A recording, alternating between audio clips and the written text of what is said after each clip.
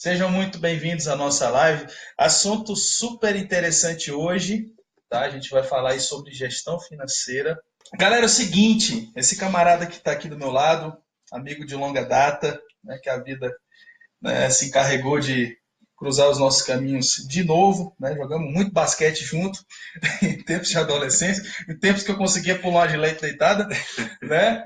Hoje em dia está meio complicado, mas, cara, hoje o Fernando está fazendo a gestão financeira, né, o nosso consultor financeiro aqui do Bora, do nosso escritório. E a gente estava falando de outros negócios aqui, dando uma arrumada na casa, vendo essa coisa de metas e negócios. E a gente, por que sim, por que não? Vamos trazer esse assunto aqui para uma live, fica aí mais um pouco, né? A esposa dele vai ter que esperar um pouquinho mais, né? Deixou os filhos em casa aí para trazer um conteúdo para vocês super relevante, né? Foi uma dificuldade que a gente teve muito no início da nossa carreira, que é essa coisa de gestão financeira, né? De você trabalhar e você não sentir que está ganhando dinheiro, você não sabe para onde é que o dinheiro vai, você não tem uma organização mental, né, do seu negócio, uma organização técnica, profissional, né? Então você acaba ali sendo engolido pelo operacional, aquela coisa, realmente vivendo um dia após o outro, tentando, né, escolhendo a conta que vai pagar, né, Fernando? Jogando os boletos para cima, né? O que pegar ali no ar você paga, né? O restante vai ficando um pouco, né? E, cara, e hoje a gente vê que isso é um pouco só de capacitação, né? De você ter o conhecimento. A gente sabe que a gente não aprende isso na faculdade, né? Infelizmente, a gente não aprende. Digamos aí que o modelo de ensino hoje que a gente tem no Brasil acaba nos formando para ser empregados, né? Então a gente parece que a gente não tem direito de ser empresário, direito de ser empreendedor, e a gente acaba tendo que dar muito murro em ponta de faca no início, porque a gente não tem ali um mínimo de noção, né, dos primeiros passos ali de como gerir uma empresa. Então você só sabe a parte técnica mesmo do seu negócio, nós somos arquitetos, então você sabe fazer projeto ali, aquela coisa toda, mas você não sabe gerir um financeiro, você não sabe RH, você não sabe, enfim, nem emitir uma nota. Então, realmente são muitos desafios e a gente está aqui para encurtar caminhos, né, compartilhar aí conhecimento. Fernando vai responder as dúvidas aqui que forem feitas ao vivo aqui online. Então, vão mandando suas dúvidas. Nós temos uma estagiária fantástica que está aqui no nosso suporte hoje, né? Oi, gente! Olha lá quem é ela, lá atrás. Lá.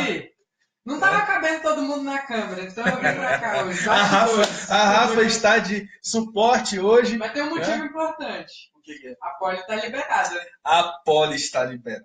É aniversário da Poli. Então a Poli está descansando hoje. Quem é que não quer saber como lucrar, né? Como gerir o seu negócio, como ver o dinheiro aparecer, como saber fazer investimentos, como investir o seu tempo no que dá resultado para você? Beleza, Fernandão, se apresenta aí. Vamos lá. Boa noite, pessoal. Com alegria que a gente vem compartilhar um pouquinho aqui com vocês, aqui no Instagram e aqui no Facebook. Eu ainda me acostumo com isso, meu Alex? Fica meio vesgo. Um olho aqui, assim, um olho lá. Assim, meu nome é Fernando Antônio, eu já estou há 18 anos na parte de planejamento estratégico e também finanças. Tenho como um dos meus clientes o Sebrae, e também o Senai, então eu presto serviço para eles, como consultor, como instrutor. E já tive o privilégio, eu falo que isso é um privilégio, de fazer mais de 2.100 planos de negócio, business plan. Então, todos catalogados, todos bem validados, para ser honesto. Bastante coisa, né? É muita coisa, cara. Em 18 anos dá para brincar bastante, né? Então, a ideia é compartilhar com vocês um pouquinho disso. E na conversa aqui com a Alex, com a Rafa, tinha uma dúvida, né? De, poxa, eu trabalho, mas eu não vejo a cor do meu dinheiro, para onde que está indo o dinheiro. Não é o caso deles, eles já sabem para onde está indo o dinheiro deles. A gente tem... O dinheiro... o dinheiro tá, né? O dinheiro tá... Mas falando então de gestão financeira, de gestão, nesse caso, a gente está aqui hoje para esclarecer a sua dúvida. Então, eu quero tratar dentro do assunto Começando aqui, Alex, da questão do que é meu e o que é da empresa. Acho que esse é o primeiro erro, né, cara? O primeiro erro clássico de quem está começando é você não separar, né, Fernanda, o seu pessoal do seu profissional, né? Então, isso aí digamos aí, é o erro, é o primário mesmo, né, cara? Você mistura tudo, bagunça tudo, e aí você está pagando conta que não é sua, que deveria ser da empresa. Às vezes você está sangrando a empresa, né, tirando grana ali da empresa que não era sua, e vira aquela coisa toda.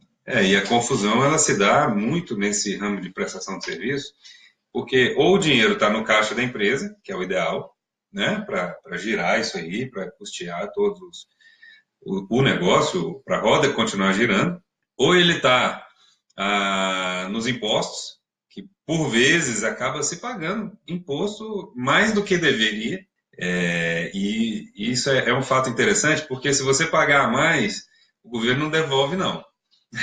Mas se pagar menos, ele vem em cima e a multa é pesada, 200% em cima do que você deixou de pagar. Então, precisa entender mesmo aonde está esse dinheiro. Ou então na mão do cliente, né? Ou está indo pelo ralo por causa da má gestão.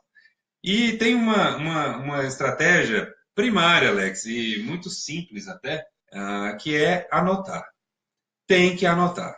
Infelizmente ou felizmente, eu considero como felizmente, porque quando você anota, fica muito mais claro. Então, faz o teste, faz o marco zero, ó, dia 1º de outubro eu vou começar a anotar, e anota até aquela balinha, até aquele grafite que você comprou. Por quê? Porque com isso a gente consegue olhar e identificar, você vai conseguir identificar para onde está indo o seu dinheiro. Então, por vezes, você vai ter noção de que você consome, às vezes, algo mais do que deveria, ou então está desguarnecendo algum setor que, se você investisse um pouco mais ali, te traria muito mais retorno.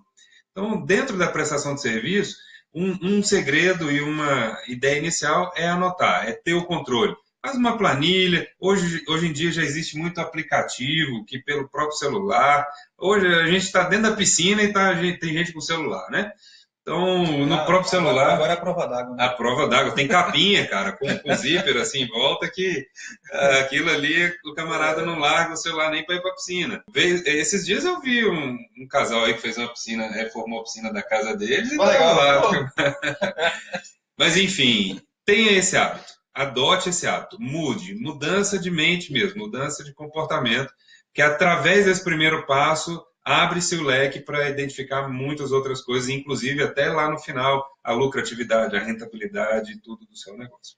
E assim, é muito importante essa coisa de você anotar tudo, porque você passa a enxergar aonde que você está financiando o sonho do seu cliente. Você está pagando por aquele trabalho, você está pagando para trabalhar. Sabe, você não está computando certos gastos e aquilo você vai ter que pagar aquilo em algum momento. Eu dou um exemplo para você. Você usa o seu carro para trabalhar? Usa, né? Provavelmente usa. Pois é. Então, se você não está embutindo o preço do seu IPVA, do seu jogo de pneu, da sua troca de óleo, manutenção, lavagem do carro, etc., no custo que você está passando, do serviço que você está oferecendo, você simplesmente está financiando o sonho do seu cliente. Você está... Pô, o cafezinho. Pagou o cafezinho, você não embutiu aquele custo no fechamento do serviço ali, na sua proposta de trabalho, você está pagando para trabalhar. Então são esses custos que chegam no final do ano. Parece que é pouca coisa. Mixaria, não sei o que, é mais uma mixaria aqui, mais uma mixaria ali. Quando chega no final do ano são muitos R$1.000. Pessoal, é impressionante. A gente já fez esse levantamento. São muitos R$1.000. Um item simples para vocês, assim, que passa da casa dos 1.000 aí, digamos, né? Toner de impressora, por exemplo. Você não fala 200 conto, 300 conto toda hora ali, imprimindo papel ali, aquela coisa toda, né, o levantamento ali, um contrato, um negócio tal, e essa conta você vai pagando e você não vai contabilizando isso, de repente estoura no final do ano. Vamos começar da primeira aqui. Vamos lá. Eu acho que aqui, ó. Não quero abrir uma conta bancária empresarial no momento. Vale a pena manter o dinheiro do escritório na poupança, em movimento, e o pessoal na conta corrente? Não é que não vale a pena, mas muda essa ideia sua de que não quero abrir uma conta empresarial.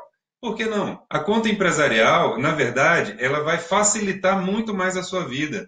Imagina você movimentando esse dinheiro na sua conta pessoa física. Eu vou dar um exemplo, pode ser que ele não caiba tanto para engenheiros e arquitetos, mas eu conheço uma situação de um empresário que ele vai a São Paulo, compra calça jeans lá na 25 de março e traz para revender aqui.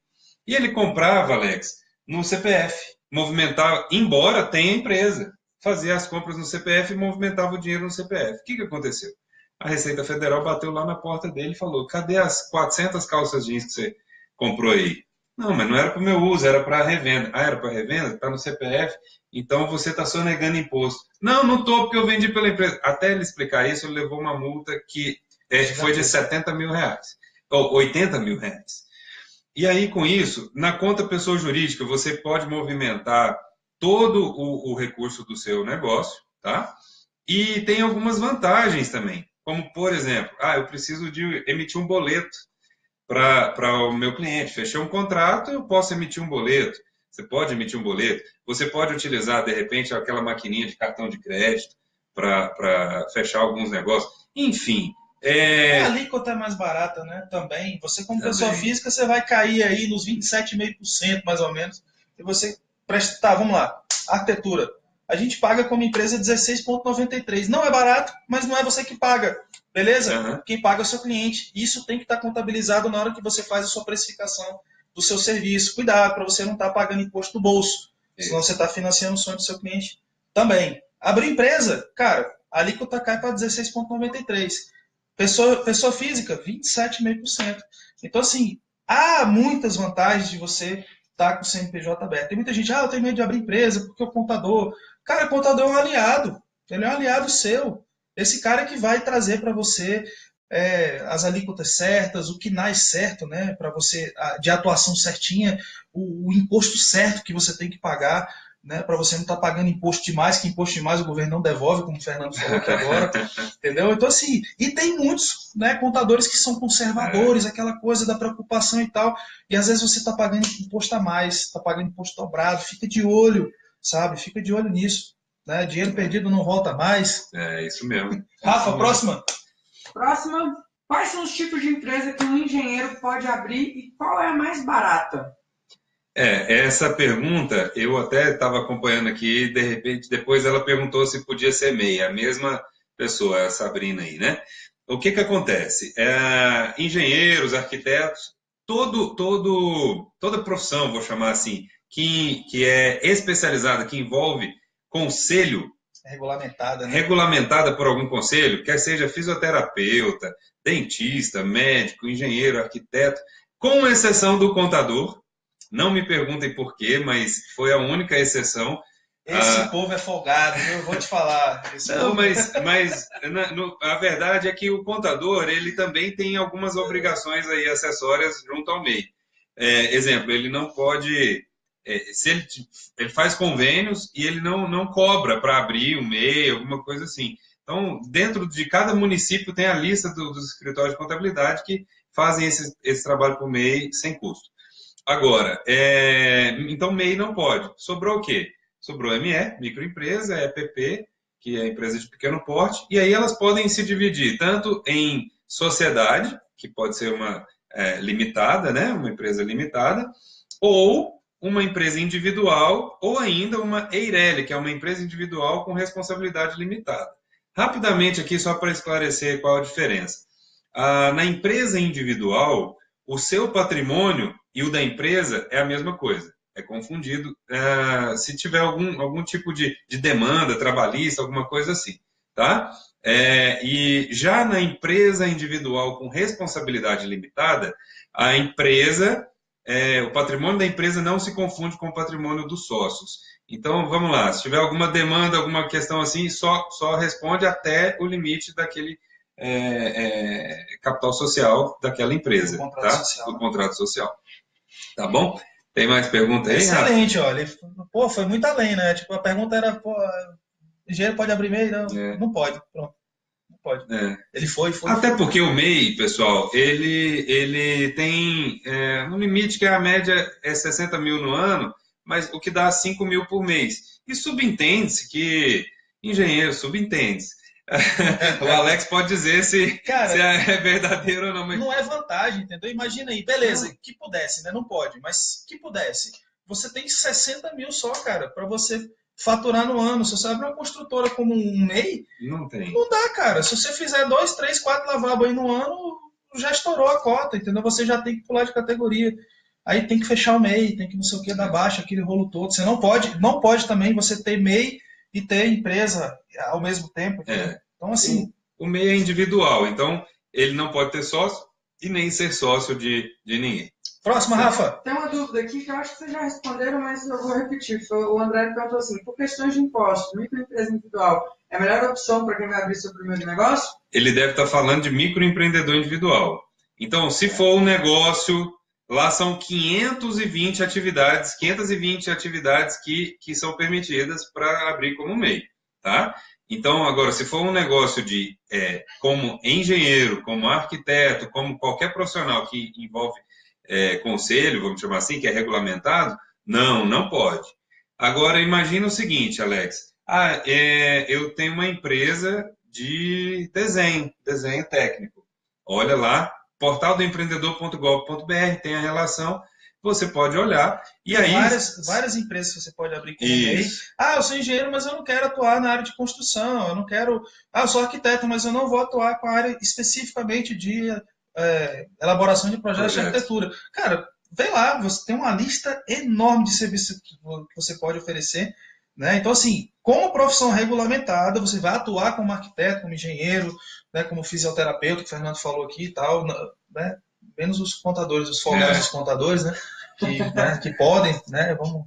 Mas a outra aqui, para quem começa como autônomo, como fica o imposto de renda? Para quem começa como autônomo. Como fica o imposto de renda? Bom, o imposto de renda, ele vai ter que fazer o imposto de renda da pessoa física, até para justificar aquilo que ele está comprando. Se ele comprou um carro, esse dinheiro do carro teve que sair de algum lugar, né? E aí, via de regra, a cobrança do imposto de renda da pessoa física, ela é bem maior do que a pessoa jurídica. Então, o Alex mencionou a alíquota de 16,93, mas é para determinado serviço. Sim, então, o de arquitetura, né? Isso, o de arquitetura. Mas se você prestar um serviço, por exemplo, de instrutoria, né? Vou dar um treinamento, alguma coisa assim, isso cai para 6%. Então, é muito mais barato do que 27,5%, né? Então, imagine você o seguinte, autônomo, tudo bem. Você pode até ficar como autônomo por um tempo, mas na hora que começar a faturar acima aí de R$2.000, R$2.500 por mês, cara, pensa em abrir uma empresa, tá? Pensa em abrir uma empresa. Não tem problema ser pequenininha, faturar 5, 6 mil, 10 mil reais por mês. Mas você vai pagar muito menos impostos e vai ter bem mais benefícios. Como, por exemplo, você vai poder participar de licitação, você vai poder pegar serviço para outras empresas que exigem nota fiscal. Conhece aquele outlet ali em Alexandria? Caminho entre Brasília e Goiânia. Entre Brasília e Goiânia tem um outlet. E eu conheço o pessoal que administra e eles me procuraram que não estavam encontrando profissionais para fazer a instalação e a manutenção dos aparelhos de ar-condicionado de todas as lojas. Lá são 6 blocos de lojas, se não me engano. Muitas lojas. É enorme. E aí, com isso, eu fui até a cidade mais próxima e fiz uma breve enquete lá. Gente, alguém tem empresa? Alguém tem empresa? Ninguém tinha. E um visionário falou, cara, eu posso abrir? Deve abrir. Ele abriu a empresa para prestar serviço, enfim, de instalação e manutenção de ar-condicionado. Ele fechou no mesmo dia o contrato com o outlet todo, que deve ter, sei lá, 300 lojas, Alex?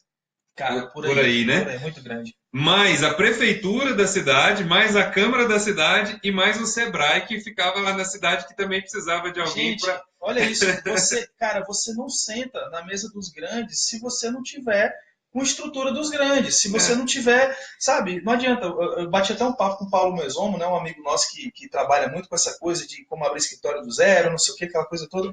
Ele falou assim, Alex, o grande volume de dinheiro está no PJ, e são a minoria, a grande maioria são pessoas autônomas.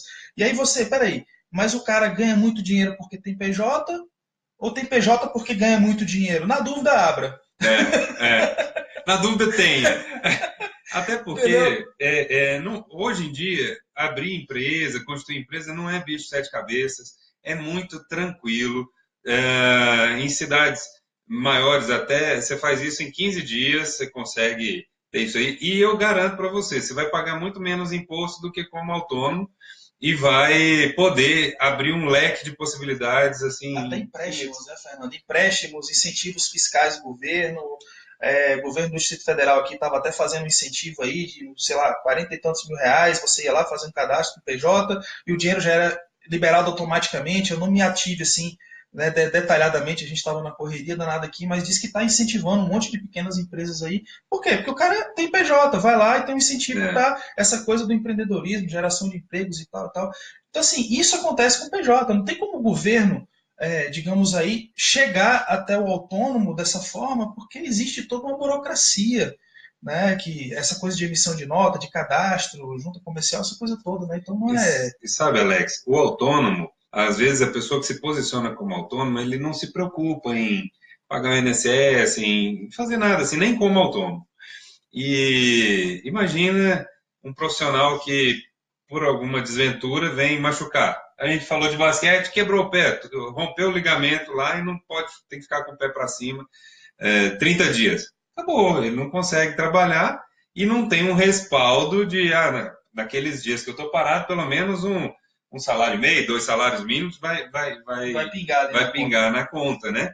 Então, tem uma série de vantagens que é melhor trabalhar com o CNPJ. Eu defendo essa ideia, assim. Show de bola, a gente está aí fomentando empreendedorismo, né? Abriu empresa, você vai ter que contratar, você vai ter que estar com os impostos em dia. E outra coisa, uma mentalidade interessante, não é você que paga seus impostos, tá? Quem paga os impostos é o seu cliente. Só deixa, cara, muito claro isso na composição do seu preço. Você tem que ter os seus custos pessoais levantados, entendeu? Você tem que estabelecer, somar os seus impostos, você tem que colocar o seu salário, digamos ali, o seu prolabore, e em cima disso você ainda vai ter o seu lucro, que não é empresa beneficente, filantropia, acredito eu.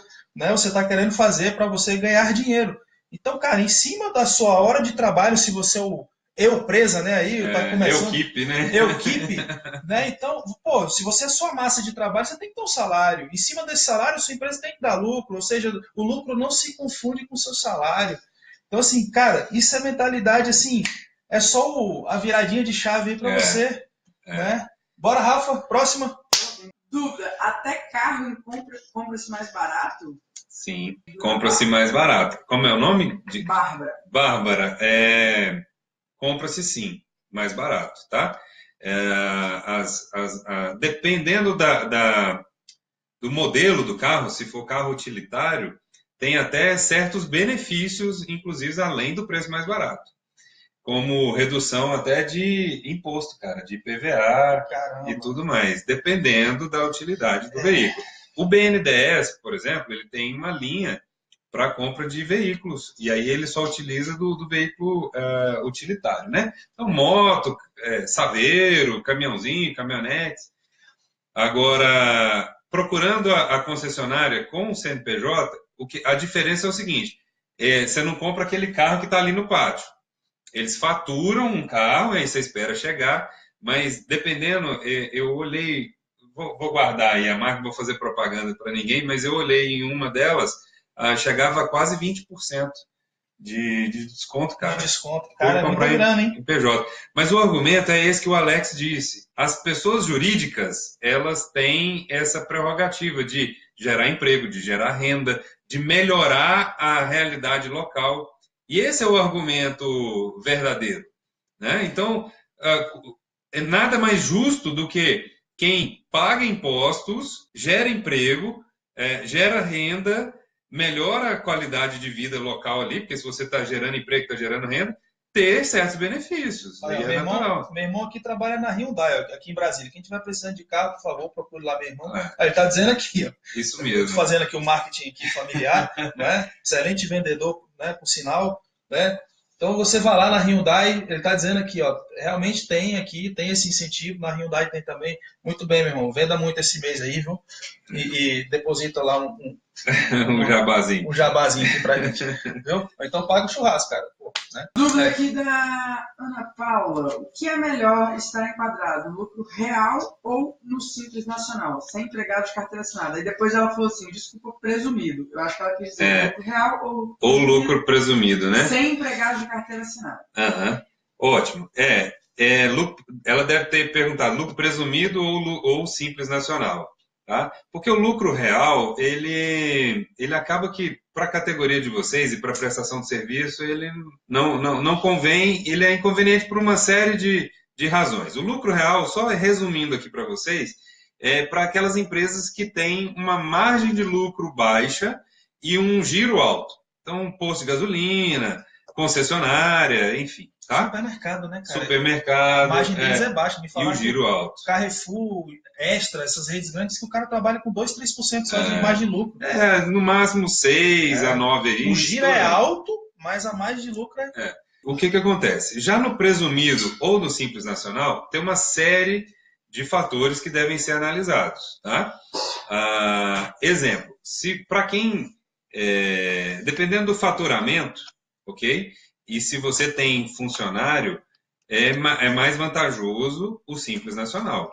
Por quê? A burocracia é um pouco menor. É bem menor. Agora, varia. Eu teria que saber qual é exatamente o seu negócio para te dizer assim, esse é melhor para você.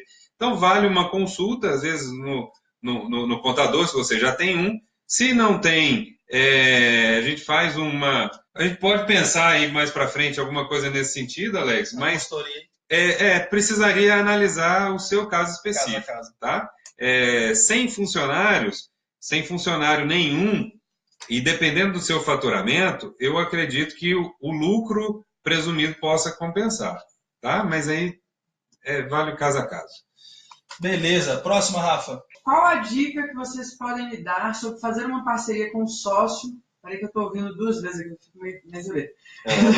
Sobre fazer uma parceria com um sócio, mas cada um independente. Ou seja, 2 empresas que trabalham juntas. Exemplo, 2 engenheiros trabalhando juntos, sendo que cada um fica com a responsabilidade de um tipo de execução de serviço. Digo isso porque cada um de nós temos experiências e habilidades diferentes. Seria um com a execução de construção civil e outra pessoa com a execução de instalações de piscina e parte de hidráulica. Parte elétrica, pastilhas e isso aqui. Instalação de piscina. Pessoal, isso é excelente. A gente está fazendo projeto em colaboração com um escritório lá de Natal, né, Flora Nativa, a gente está fazendo o Salesiano lá em colaboração, são 2 CNPJs e tal. E você vai deixar isso muito definido, qual é a sua parte, você vai emitir nota daquela parte. A gente incentiva muito o mercado colaborativo.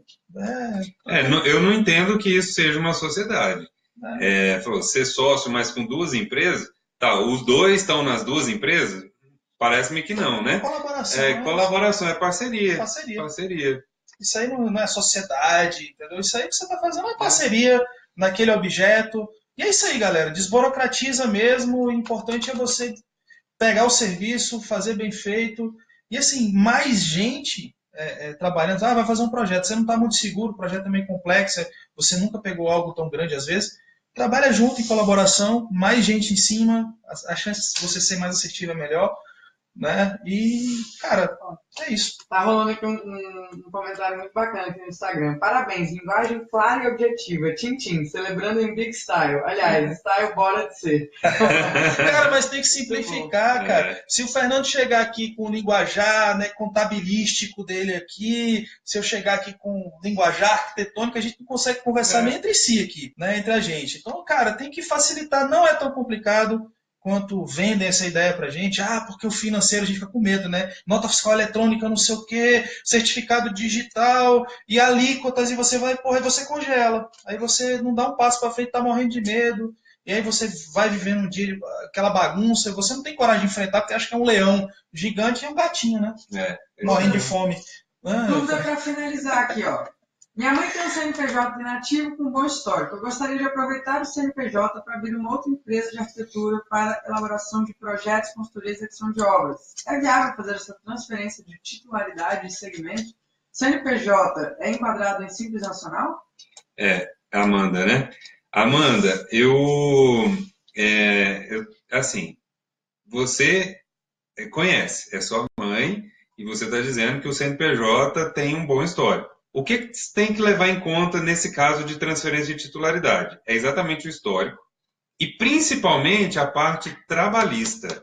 Se não tem nada trabalhista para trás. Ativado aí, No caso da sua mãe, eu acredito que não, e também ela nem passaria o CNPJ para você se fosse esse caso. Então, aproveita o tempo do CNPJ ou não. Hoje em dia, Alex, não está fazendo diferença nenhuma.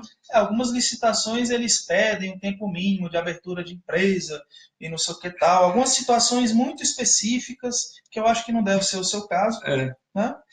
Mas... E se ele é enquadrado no Simples Nacional, você pode decidir se permanece ou se não permanece. Mas é tranquilo também isso aí. Tá? Só uma perguntinha aqui do Ítalo aqui, quais os impostos de uma empresa de arquitetura? Cara, depende da área que você vai atuar. Projeto é 16,93%, entendeu? Se você for para a área de obras, dá por volta de 5%, 6%, né? Execução de obra e administração de obra, e por aí vai. Você tem vários códigos lá, vários quinais, a depender da atividade que você está oferecendo. É treinamento, consultoria, não sei o quê, não sei o quê. Aí cada um tem uma alíquota diferente.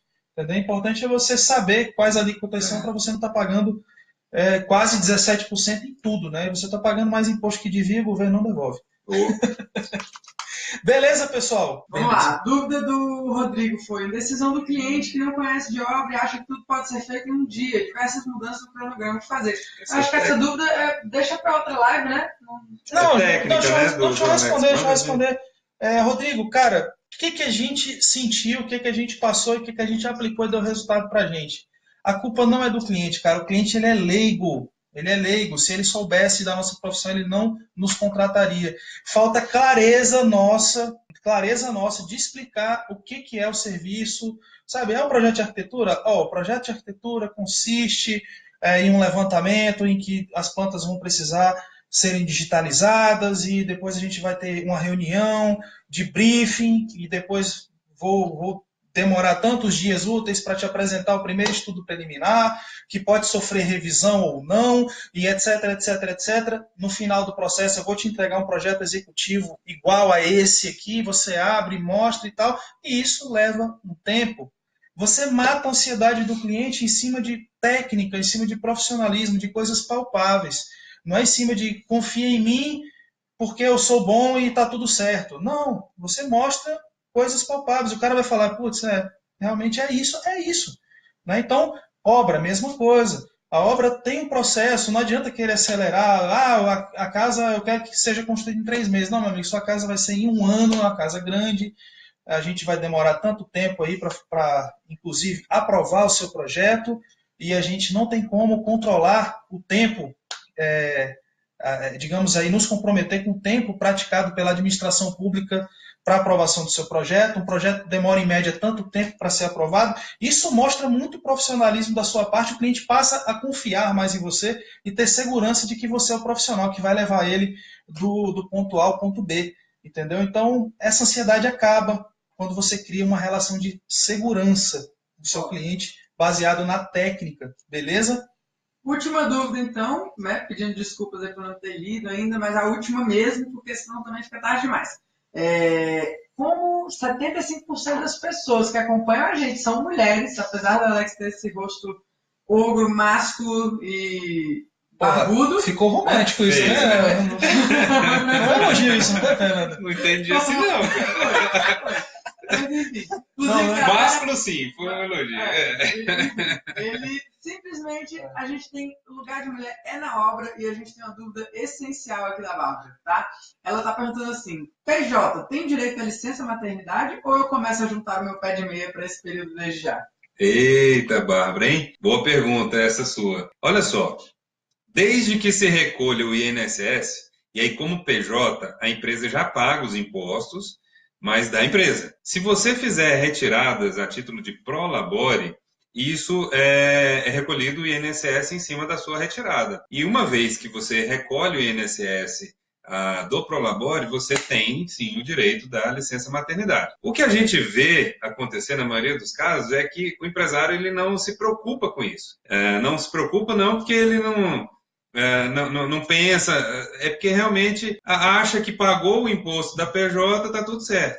Mas então, conversa com o seu contador, imagina assim, tenho licença maternidade, mas a licença é o seguinte, como você é autônomo, vamos lá, você trabalha, você tem uma certa renda aí, uma certa receita aí, um padrão de vida, você vai pagar aquilo, vai receber aquilo que o INSS pagaria para um trabalhador, vamos chamar assim, de carteira assinada, que recebe aquilo que você retira como prolabore.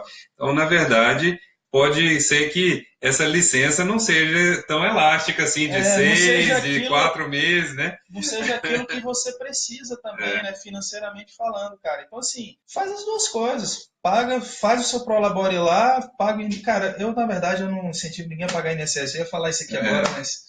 Cara, você como empresário com CNPJ aberto, entendeu? Faz o seu pé de meia, administre seu dinheiro, invista no tesouro direto, no não sei o que lá, entendeu? Em Dubai, entendeu? Faça o seu pé de meia para você, na hora que você falar assim, cara, eu vou precisar tirar 6 meses aqui, minha licença maternidade, e você tem o seu fundo fruto do seu trabalho.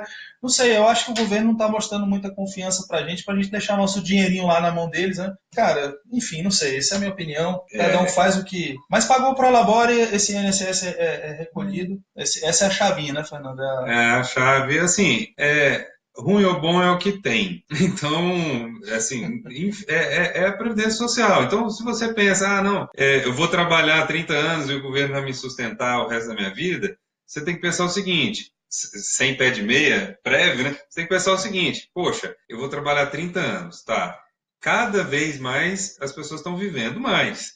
E aí você vai ter condição de viver 30, mais 20, mais 30 anos com aquilo que o governo às vezes paga a título de aposentadoria, eu acho que é muito pouco. Então, o que a Alex falou é legal, faz o pé de meia, mas é bom ter, por causa de ser o eu keep, o eu presa, caso ocorra alguma situação assim, acidente, coisa, né? ou um período que você quer ficar 2, 3 meses, o filho nasceu agora.